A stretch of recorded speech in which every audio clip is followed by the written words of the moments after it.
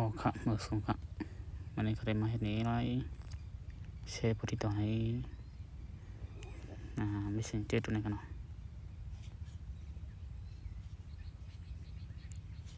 หัวข่าวดังหัวข่าวนั่นเองครับ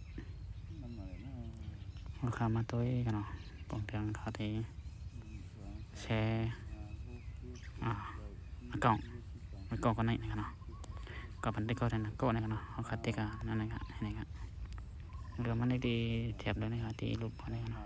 มันก็เรียกนี่ครับเรียกนี่กันเลยครับมาตีเขากันนะครับตีเขามาได้ขึ้นให้นะครับมาตีล็อกสี่เจ๋งนะครับที่มีปืนกลางสี่กันนี่กันเนาะตีเขานะครับแล้วก็เอาขามาเจียนได้ปันนี้ครับเนาะฟังได้ปันนี้เขาได้ส่งมันก็แล้วนี่ครับโก้ก็แล้วเอาขาส่งก็นี่ก็เขาตีกันนี่ครับตีกันนี่ก็เขามาตีกันนั่นเลยได้แค่นี้ครับ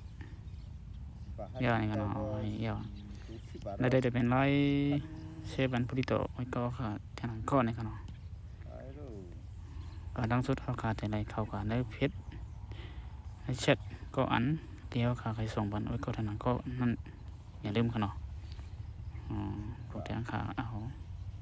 ก็ไหนนี่เขาเขาขาแค่ก็ไหนนี่เขาไหนเดี๋ยวนี่ก็ไหนทั้งไหนได้กันเนาะจีเขานี่ครับเดี๋ยวเขามาไหลขึ้น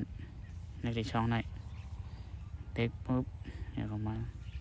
ส่งมันภายในกันเนาะส่งมันนำอะไรกันนะครับแล้วก็เป็นรายงานดันดาไว้ก็ค่าอะไรก็ที่ใครละดอกไว้ก็แทงดังเกาะและค้นหาเตรียมหามขึ้นในกันเนาะครับก็ไล่เชฟผู้ที่ดอกไม่นานกันเนาะว่าคำประสงค์ครับ